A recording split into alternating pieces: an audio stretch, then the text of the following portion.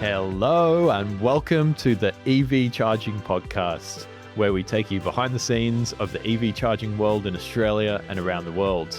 I'm Jeff. And I'm Dan. And as always, we're brought to you by Solar Choice, Australia's online quote comparison service for anything from solar all the way through to EV charging and heat pumps. Dan, we've been at the EV charging conference this week. That's right. We've got another special episode. Last time we were coming from the Smart Energy Conference, and today we're coming live from the EV Infrastructure Summit being put on by Future Place in Sydney. It's a great annual event for people working in and around the EV charging space. Basically a room full of people who are working on all different types of tech solutions and social solutions to help make the EV transition better and smoother and faster. And it's pretty good timing to be really embedded in this stuff because it's exciting. It's an exciting time in the EV industry because we've had another record month. That's right. Cracked the 20% mark. And yeah, what a figure. We hadn't even cracked double digits a few months ago, and now we're above 20% of new sales being electric vehicles. And almost 50% of vehicles with a battery, that is BEV or FEV, which is another huge milestone. Although we don't love FEVs here on the podcast. Yeah, the gateway drug. the gateway car, but it's still great. Yeah, that's right. And look, it was a trend that I was expecting to play out, despite the fact that diesel, petrol prices have dropped a little bit from their highs. What we knew at the start of those price spikes is that everyone was trying to buy these cars, but there wasn't enough in the country. So as deliveries have recovered, there was a huge amount of Tesla sales. The Tesla Model Y shipments came in last month, and a lot of people were waiting for those from the month before. So I think hopefully we see these numbers continue, but it's definitely a bit of prolonged demand from earlier months that we're seeing come through in the May numbers. That's right. And there's signals all over the place. You know, anyone keeping their eye on the news would have seen the BYD branded ship pulling in last week or a couple of weeks ago by the time this ep comes out, with 5,000 new vehicles arriving in Australia. 70% of them already sold by the time that ship arrived. And you know it's just going to turn around, load up again and come back. So if a big company with all those resources can see the trend continuing, I think that should give us some confidence too. Yeah, that's right. And look, one of the interesting things from this conference that I'd like to share with the audience is some results from Amber's vehicle to grid trial. So they've tested the first 50 sites, I believe, in a pilot program. So they've had 50 homeowners with vehicle to grid operating. One of the things that we heard from their representative at this conference is that the expectation was that across those sites, the owners would make about $2,000 to $3,000 per year by participating in vehicle to grid. So obviously they're discharging the battery, getting whatever the wholesale price was for the energy that was discharged through Amber's wholesale link model. And that they believe will tally up to about $2,000 or $3,000 a year. So is that enough to tempt people to connect to the grid with their car? It's early days and hard to know, but there are signs that there will be people interested, right? We heard also from Claire from Amber that with more arena funding, they've gone from 50 to 1,000 people as part of their trial, and they've got 7,000 on a wait list who've expressed interest in being part of vehicle to grid once it becomes more widely available. So there's obviously interest. There's interest in the industry. There's interest amongst early tech adopters. The real question will be how keen and interested is the average Australian to take part in vehicle to grid, and will they be motivated just by the idea of making a little bit of money from their car when it's sitting in the driveway? Time will tell, but most people are pretty interested in $3,000. That's what I reckon.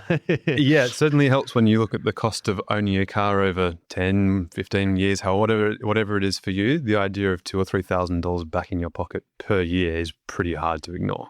Yeah, particularly when you think about some of these cars cost $30,000. So if you make $3,000 a year for 10 years, it's a cost neutral exercise.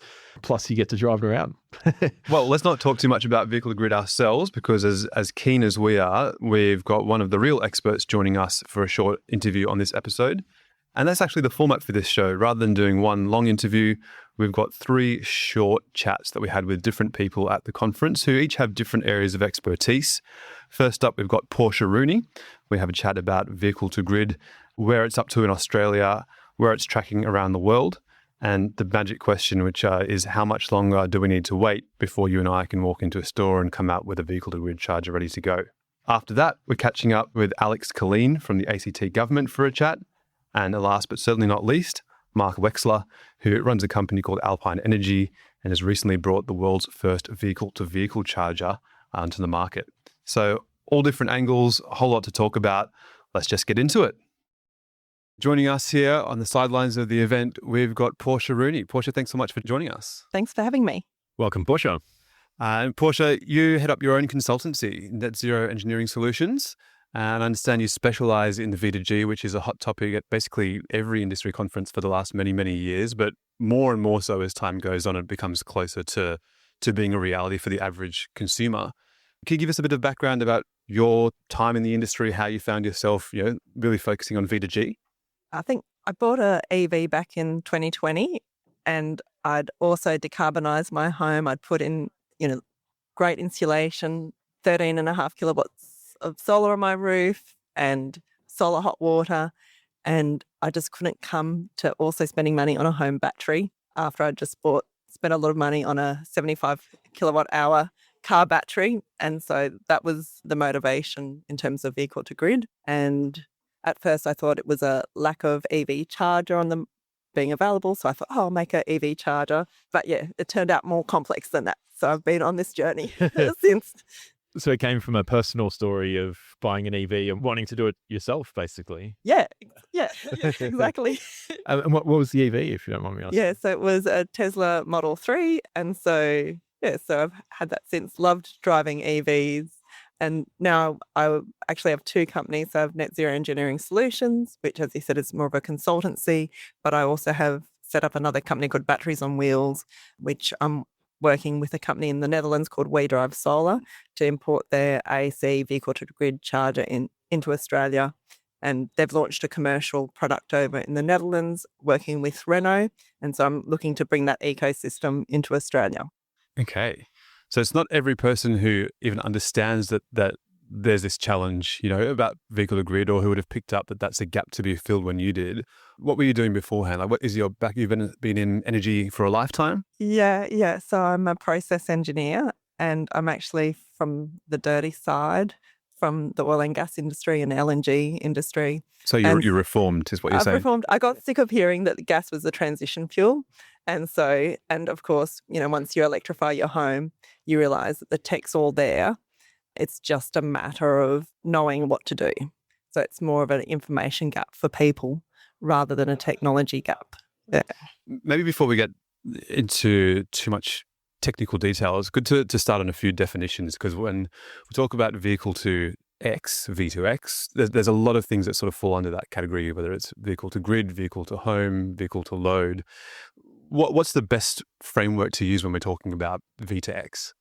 Yeah, that's actually even a complex question in itself. But I guess you can think of it as there's sort of three main versions. So there's a vehicle to load, where you're just plugging in an appliance and powering that appliance. And so, that's really great for tradies or, where you need to, or camping.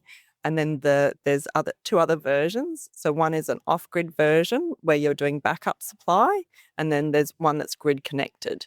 And the grid connected one, it could be that you're sending power to your home or to a building but that you're still grid connected. So you can also send that energy back to the grid as well.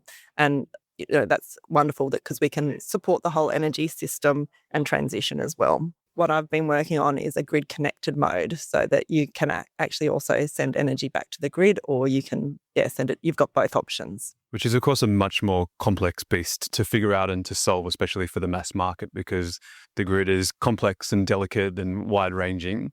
I understand that you've been lucky enough to travel quite a bit over the last few years to see what's happening in other countries, learn from, I guess, their successes, and also learn from things that haven't gone so well.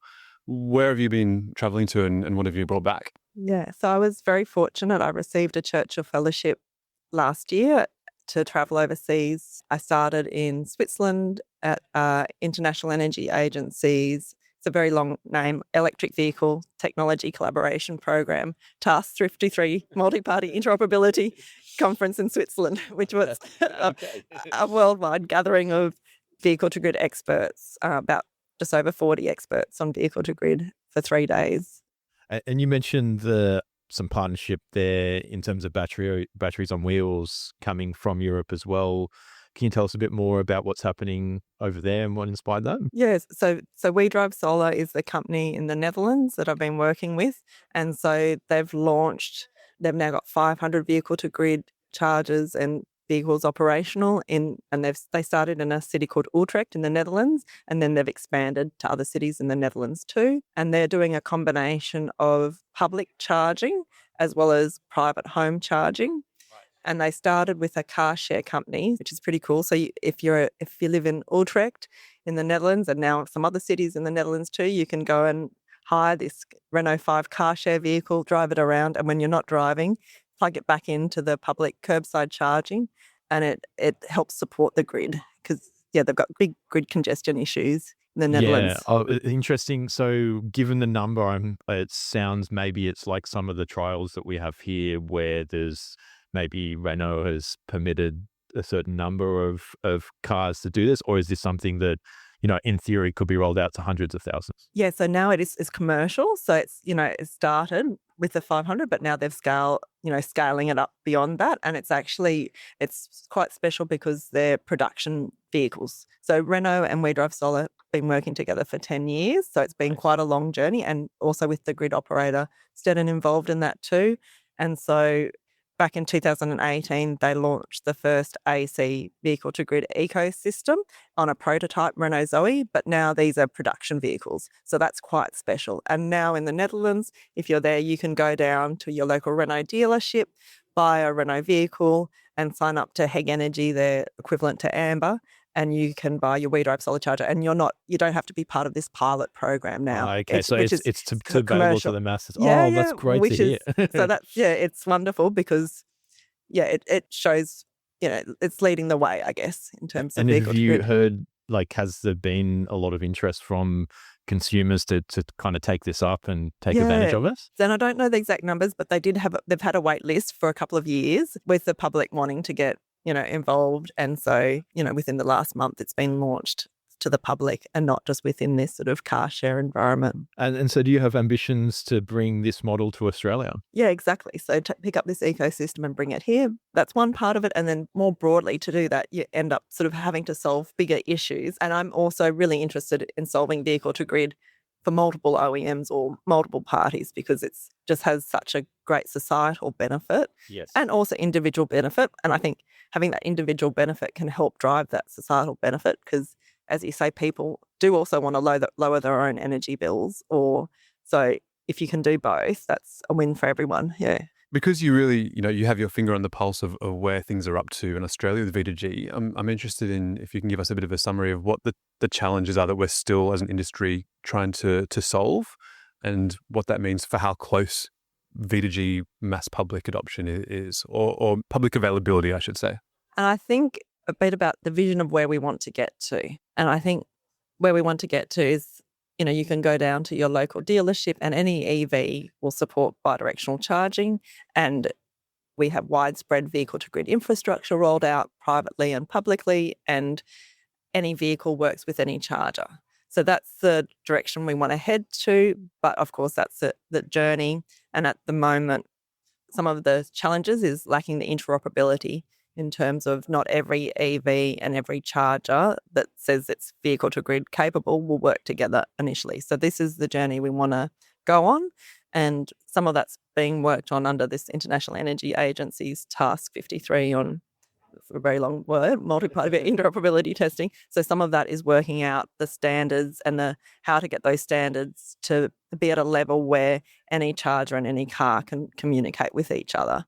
The other thing is that there's two sort of technology pathways. One's called a DC, bidirectional charging, where the inverter sits in the charger, and one's an AC, where the inverter's doing the conversion on board the vehicle. And that's, long term, that will be the lower cost pathway. But the charger and the vehicle need to work together to achieve the grid code compliance. So I'm also now sort of in the grid codes space too, trying to get more international alignment so that we can lower the barriers for automakers to come to Australia. Sounds like a big challenge. It was a challenge even to get charging standards, which still vary throughout the world, or charge port standards, let alone grid connection standards, which are, I'm guessing, infinitely more complex. And I mean, in the solar industry and the home battery industry, you'd be really aware too, each DNSP has their own requirements and own export limits. And so anything we can do to harmonise Australia-wide really helps with that too, because we're talking about international automakers too. So we've been talking about harmonising across DNSPs in Australia for years, and can't say we've made much progress. Oh, no. We have to keep trying for everyone's benefit. But honestly, I think even just a few models, even if it was, BYD partnering up with a certain EV charger, but then being available to all BYD drivers would be a huge step forward. It's still a great, exactly. Like something's better than nothing, are you saying? I am. I'm conscious that we only have a little bit of time before the session start again here at the Expo. So maybe one last question. We've kind of danced around it a little bit. I know you don't have a crystal ball, but how far off do we think it is before someone in Australia can buy their new vehicle, go home and be V2G connected of their own accord? Well, I think it's pretty soon if you're going to join a pilot. So there's AGL, Amber, Origin are now sort of recruiting for participation in their pilots. So that's a really good pathway. And then in terms of it being standard tech, so I did ask this question while I was in China to a player over there in the vehicle to grid space, and they said, we're sort of years away from it being standard tech. And I said, what does years mean? And sort of maybe 3 to 5 years away from it standard. And are we talking BYD, Julie? Give us a wink if it's BYD. No, I don't know. Like, just in terms of I'm hoping that means that you can go down to your dealer, like I said, and just buy any EV and from any automaker. Right, so I would we're love still that thinking, to be the case. Yeah, 3 to 5 years before it's kind of that full mass market. Yeah. Full mass market. That was the crystal ball, but please don't hold it to me. I've got no idea. Hopefully we can beat that. Yeah, exactly. My suspicion is that, if one of these major automakers leads the charge and says, actually, we're going to allow it under our warranty, then there is like this first mover advantage where they may pick up a whole bunch of extra sales. And so maybe that will force everyone to go sooner than we think. So maybe if we're doing an optimistic, maybe let's try for next year for that. All right, we're going to have to wrap up. Portia, thank you so much for joining us, and we're looking forward to seeing your talk here on the stage later. Thanks so much for having me. Thanks, Portia.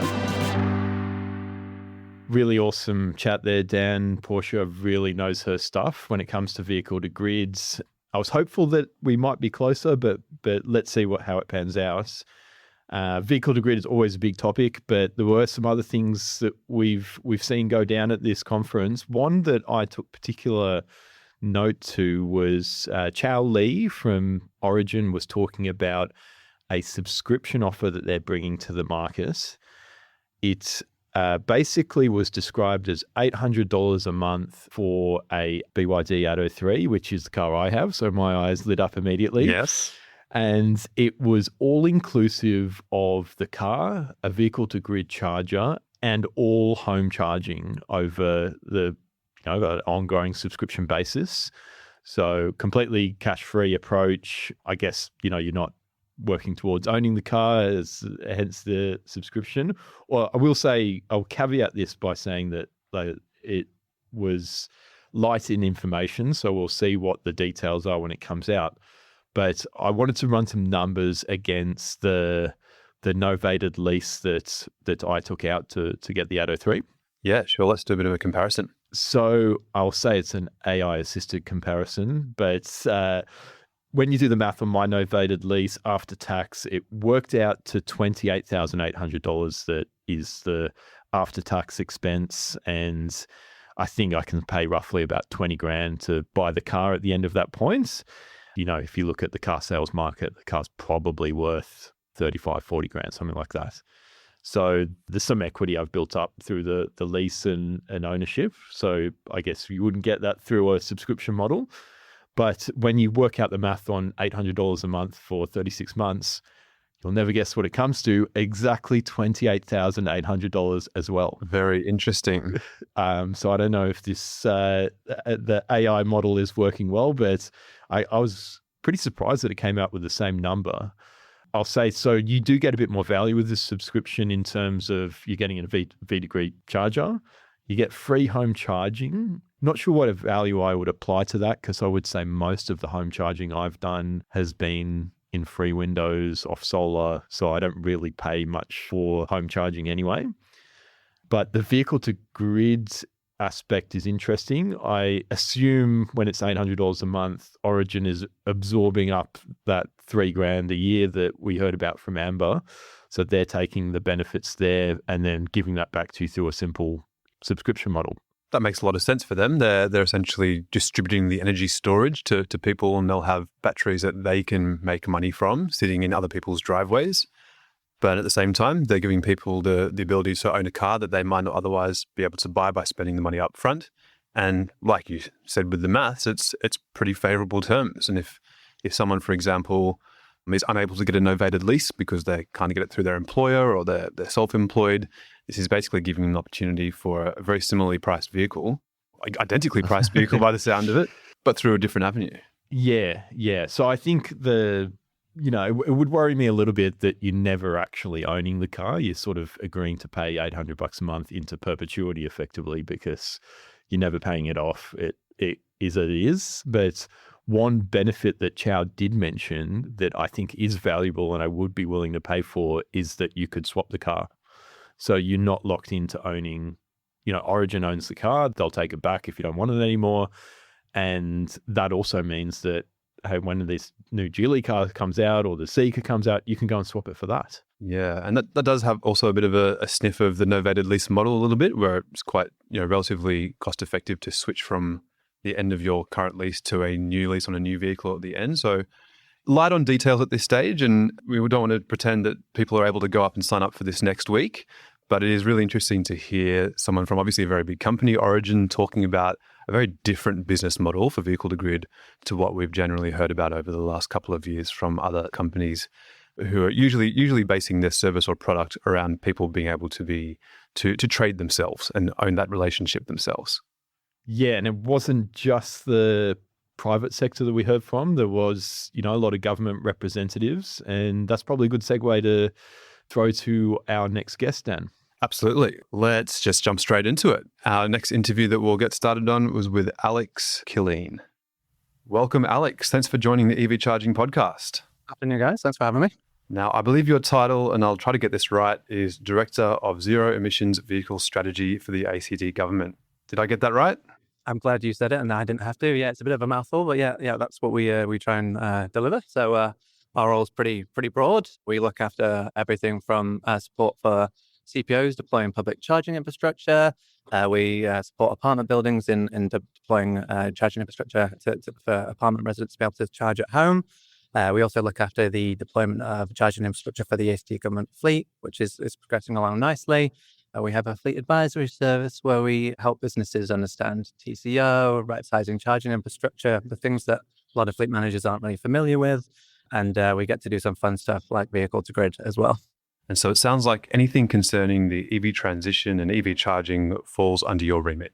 Yeah, look, pretty much there's some stuff slightly outside of our remit in terms of our bus transition, but generally, if it's EV related, we're probably the people to talk to. So Dan and I were talking about this the other day. The ACT seems to streak ahead of other states in terms of EV sales take-up and adoption. What do you attribute that to? Yeah, look, there's a couple of things. So we're almost 5% of the fleet across the territory is transitioned now. And last month we had 36.5% of new sales were electric. So that's phenomenal for us to see that. There's a couple of things. We do have a slightly easier job than other states across Australia. We're predominantly a metro area. We don't have to deal with regional EV uptake and public charging infrastructure in that regard. And we thank New South Wales in particular for doing a phenomenal job in enabling Canberrans who want to get out to the coast or to the mountains to have infrastructure to be able to do that confidently. So we do have a little bit of an advantage in that respect. But I think we've also had a really clear message from government in terms of what was coming. Back in 2022, we established sales targets. We want to hit 80% for light vehicles by 2030. We want that to be 100% by 2035. And so the community has understood that these changes are coming. We've tried to be really clear with our messaging around, charging infrastructure will appear. These are the different options that are available to people. So I think there's a very high level of community and business understanding in terms of where the technology is at and what's available to them. There's a bit more confidence and a bit more maybe maturity with the vehicles, and they're very visible. When you're driving around the ACT now, you see EVs at every corner. We used to play a game with my kids where it might be, count the EVs, and it gets boring now because you get to 15, 20, it's like, okay, I think we can stop. So, just a little bit more maturity in terms of we're just a little bit further along that journey, and some natural advantages in terms of being a small state as well. If we just take a step back for a second, I imagine some people might be wondering, why does the state government care about what cars we're driving? Like, why is the EV transition something that is worth investing time and money and energy into? Yeah, absolutely. Well, I think fundamentally the technology is going electric, whether we like it or not. And so, even if our motivation isn't climate change and the risk associated with that, and it certainly is one of our major drivers, what we want is for our community, for our businesses to be prepared for where technology is going. We don't want to be caught out. We don't want businesses to suffer, exposure to increasing fuel prices. And we're kind of seeing that in a bit of a microcosm at the minute with what's happening in the Middle East. And that's kind of a reflection of what will happen in the future. And so we want everyone to be as well prepared for where the technology is going. Financially, moving to an all-electric future is going to save people money. It's going to be the best way for the energy network to work, and transport is no different to that. So it's, there's that kind of financial element. There's the preparedness of where the technology will go, whether or not Australia wants to. That is where OEMs, the EV manufacturers, that is where the technology will end up. And obviously, climate change, the health benefits of not having particulates in the air, they're also well understood. So the benefits are really numerous. And it's really just an acknowledgement that we know this is coming. It has to happen. And the longer that we can prepare for it, the smoother that transition will be. So something I'd be interested to ask you is about the role that the government, should play in this transition. I think a lot of people think about the government as just there to offer a rebate or an incentive, but it's probably much more broader than that. What is the role that the state government should play in the EV transition? I think we have a role in creating an ecosystem that works so that a state or a federal government doesn't need to intervene anymore. And you need to work towards that. We've seen that with renewable energy. Rooftop solar is a really good example of government intervened at the start to get things moving forward, and it can step away from that. The industry takes care of itself. The households are benefiting from that technology now, and it will be the same with EVs. It will be the same with broader electrification. So helping to establish those ecosystems, helping companies that are starting up to get their foot in the door to be able to grow. And so we have a role in identifying the barriers, the things that will cause pain points along that transition, and to try and reduce the impact of those barriers to address them before they really become a significant problem. So early on, it was supporting CPOs to put public charging infrastructure out. It was making sure that people understood that the infrastructure was there for them to use. It was providing subsidies in terms of encouraging people into the vehicles in the first place.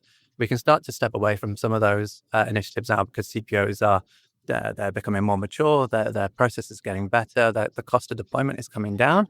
In terms of the vehicles, we probably don't need to subsidize it, certainly in the passenger vehicle space, don't need to provide the levels of subsidies that were required previously. But there are some enabling things that we can do to help certain cohorts. So what we look to do is identify the barriers. So we know apartment dwellers is going to be a challenge. They're either exposed to using public DC chargers all the time, which incurs a cost. It means that the cost savings that come with EVs aren't as significant for them. And so we want to look at different charging solutions that work for them, whether it be apartment, whether it be workplace, commuter charging, those kinds of solutions where it can be like slow, steady AC charging, that it's affordable, reliable, and gives people confidence to transition. Similarly, business operators where they can't park their vehicle at a depot, they don't have kind of off-street parking to rely on. Identifying those barriers and understanding what will they need to be able to transition without concern, that they can rely on, that will keep their business operating. So it's understanding where intervention is needed, intervening for the right amount of time, using taxpayer money as well as it should be, and then redirecting those funds as and where kind of new and emerging issues arise. Yeah, I think the apartment space is a particularly good case to look at and help people understand the role that the government plays. Because, a couple of years ago, it was, I think 2 years ago, the ACT government had a relatively small round of funding to help apartment buildings install EV charging. And last year in New South Wales, certainly a bigger funding program, but still relatively small in the grand scheme of how many apartment buildings we have in this state.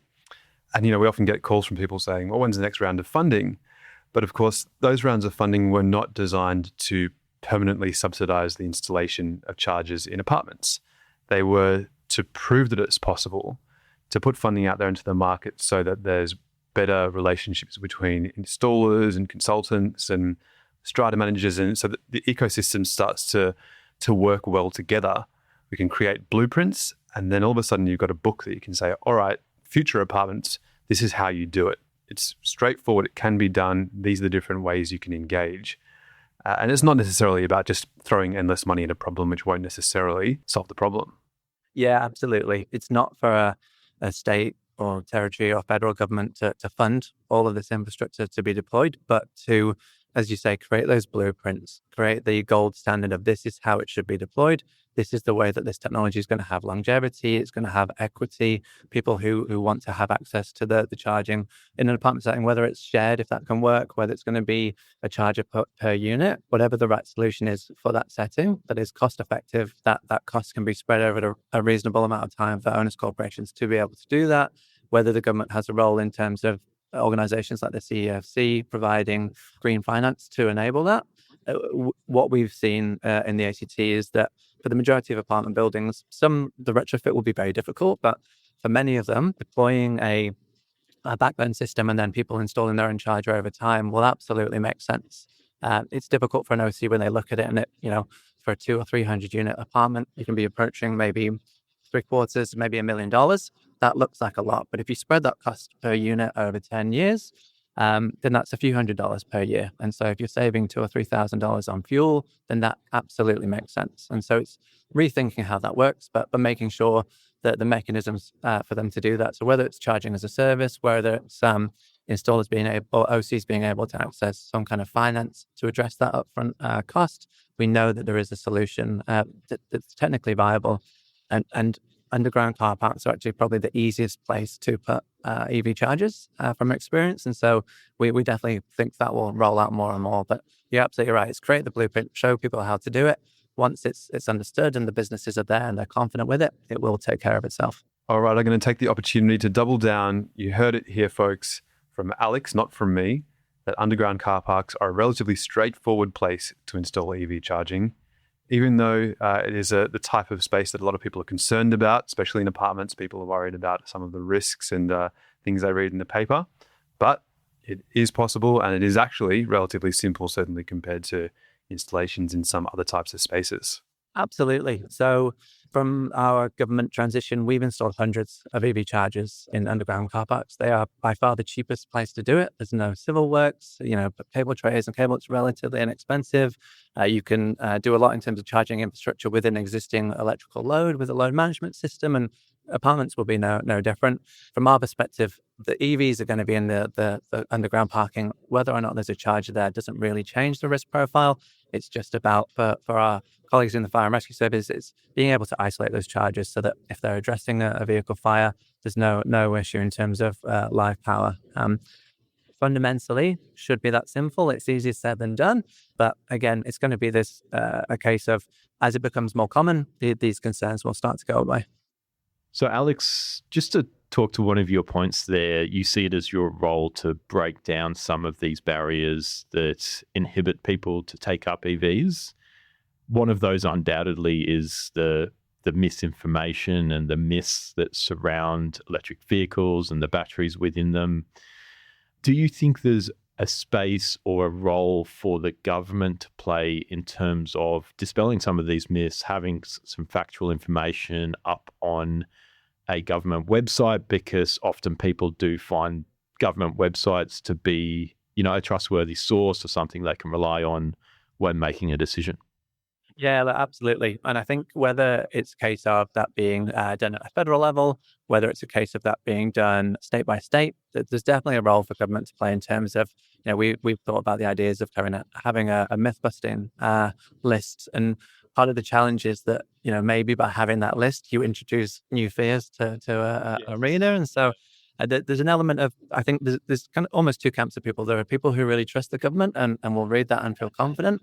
And there are groups of people who don't necessarily have the same level of trust. And so part of it is also just making it real. And when people see it in reality, when they know there's X number of apartments in the state I live in or the city I live in that have done this and there haven't been issues, then that real world example to draw on, I think, is important. So one of the things we want to do more of is putting up those case studies to say, we did it here. We've got 40 charges in an underground car park in a hospital. If we can do it in this setting, an apartment building, an office block, wherever it might be, it's absolutely doable. And these are the same steps you will take to get to that end goal. So government definitely has a role, but there's also a case of being able to talk to your friend, your family member, that trusted view, and hearing it from them.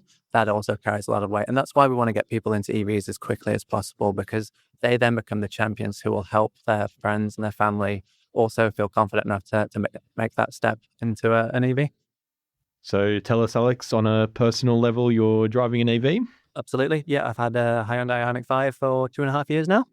Wow. So yeah, how's it going over the first few years? Is it holding up? Absolutely. Yeah, I love it. We live in an all-electric house as well. And we've been there for, just over 2.5 years. And we talk about this with a lot of pride. We're about $2,500 in credit on our energy bills. So that's running a house and an EV. So, electrification is absolutely the way forward. So much fun to drive as well. Okay, Alex. So it's great to hear from you, and congratulations on leading the nation with ACT being setting the record in terms of EV adoption rates. Thanks for joining the podcast. Thanks for having me, guys. Cheers. All right. It was great to catch up with Alex and get that little peek behind the curtain of the workings in government. And, it's one of those things where a lot of us interact with and are affected by the government policies and the things they're doing behind the scenes, but you don't often get to understand exactly how it's done and how it works. So a very interesting take there. And rather than Jeff and I get stuck waffling here in the studio for another time, we're going to get straight into our final quick interview. This one with Mark Wexler from Alpine Energy. We're going to jump straight in and hear about the latest product that Mark has brought to market, a world-first vehicle-to-vehicle charger. I'm the founder and managing director of Alpine Energy. And Alpine Energy was founded for stationary charging initially in capacitively constrained areas. So in rural areas, we founded our charging solution at the back of a service station, actually. And from there, we went into mobile charging, so vehicle-to-vehicle mobile charging. But I think it's good to start with a bit of a story or an analogy. Sure. So think of you're going for a drive in rural New South Wales. It's 100 kilometres between towns. You've got the kids in the car. You decide to pull over for lunch. And one of your kids, when you're pulled over for lunch, decides to turn on your EV, put the air conditioner on max, and then you come back and you realise that your battery in EV is dead flat. What do you do? So the current solution is you need to call a tow truck. It needs to be a specialized tow truck. So you can't necessarily just drag the EV up onto the tow truck without damaging it. So you call a tow truck, then you wait. It could be a 40-degree day and you still wait.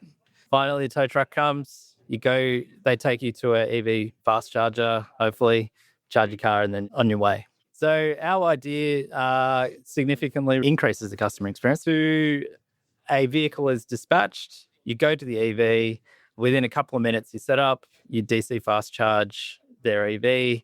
Our product, our MGen M40, will deliver in 15 minutes approximately 65 kilometres of range. Wow. Okay. So enough to get you down the road to the nearest charger, basically. Yeah. So we launched our product officially a couple of weeks ago. We've been getting a lot of interest, which is amazing. Yeah, great. And there's a variety of applications. So most people think of roadside assist.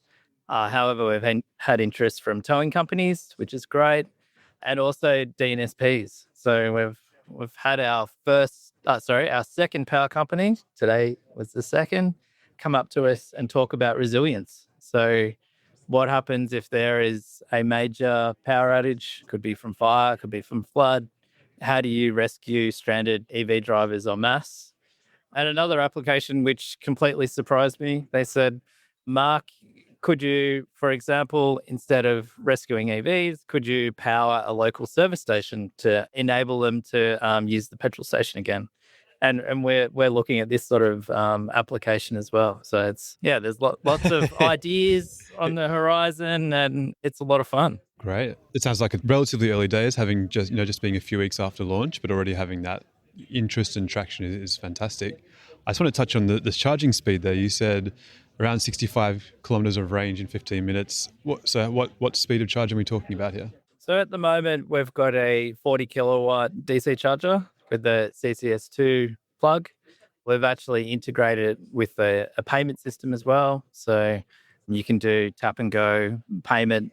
We actually have the same system on our stationary charger. So in theory, that enables someone from the general public to come to the rescue of another roadside car. yeah, this is a business model that we're thoroughly looking at.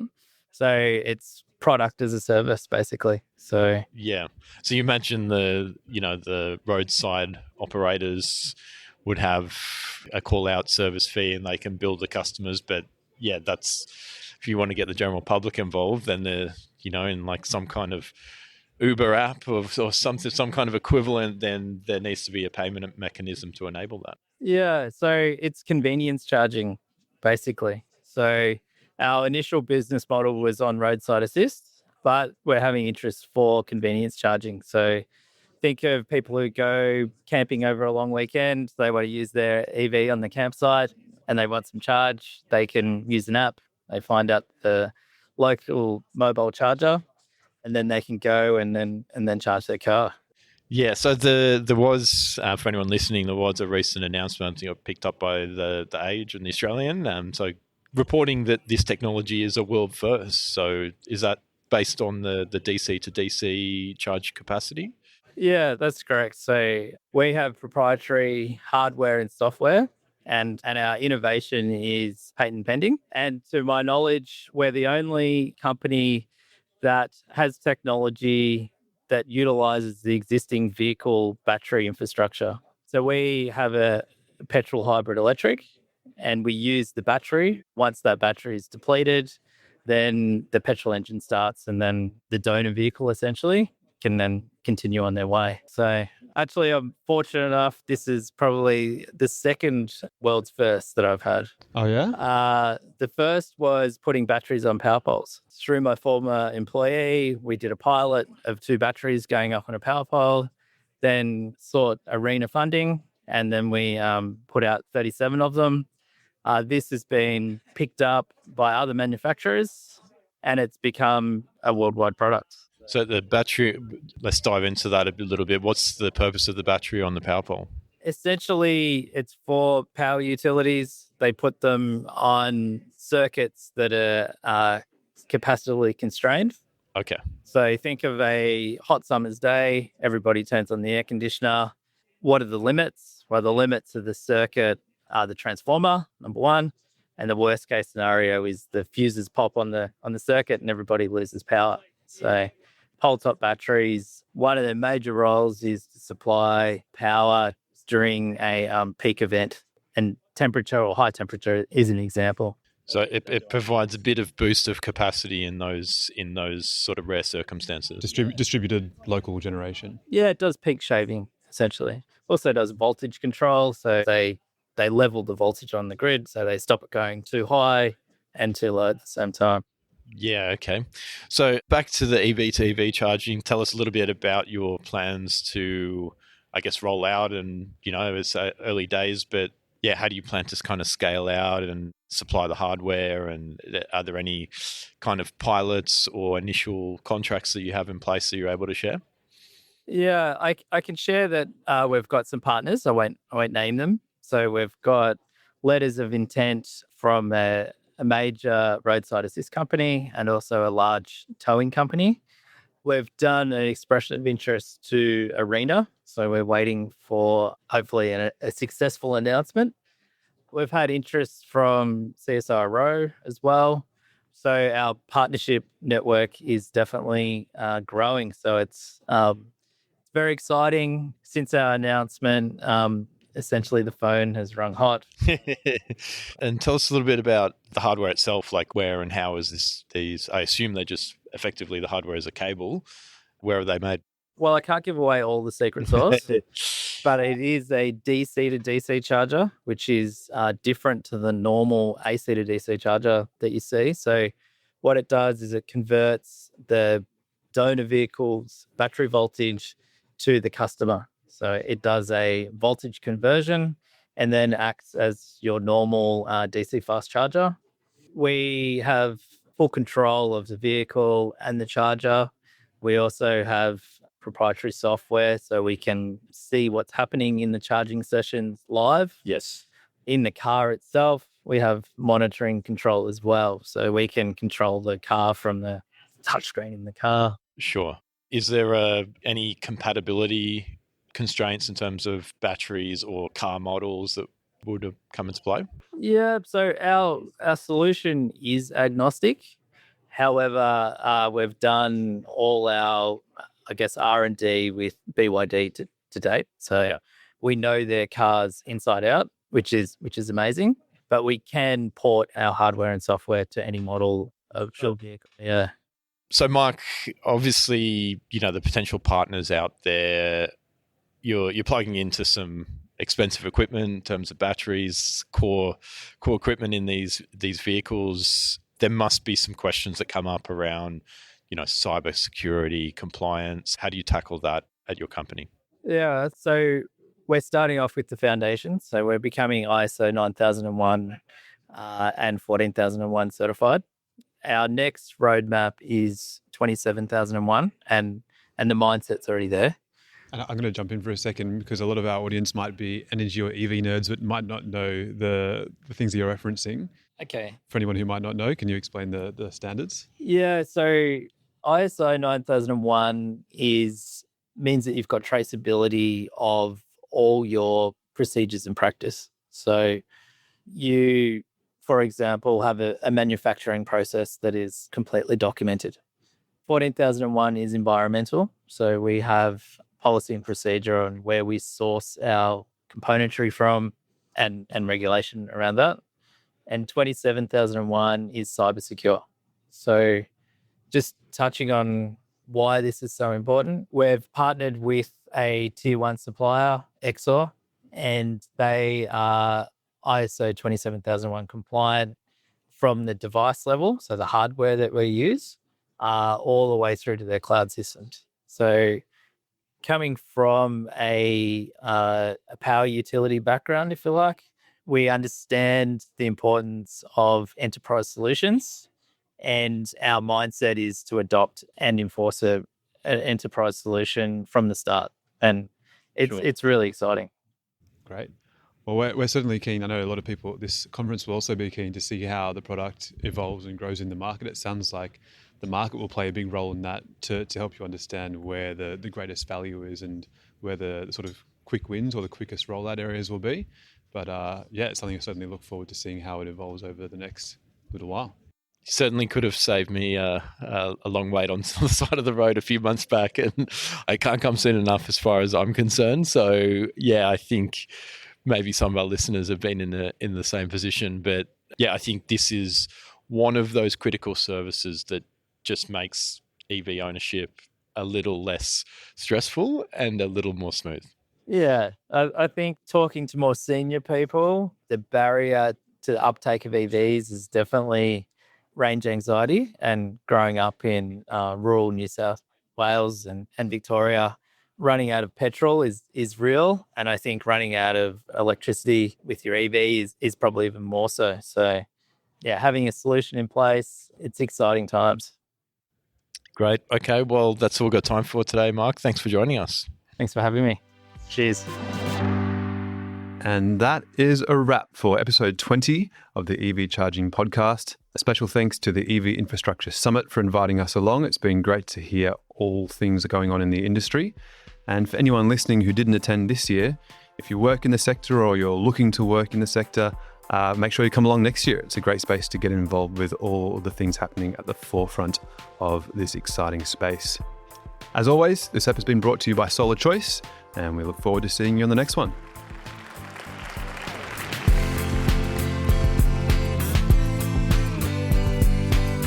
That's it for today. Thanks for listening, and make sure you share an episode with someone that you think might enjoy it. Leave us a review, leave us a comment. It really does make a difference for us. And if you need a quote for anything related to home electrification, solar, batteries, heat pumps, aircon, and of course EV charging, head to solarchoice.net.au to get instant quotes from pre-vetted installers. See you next month.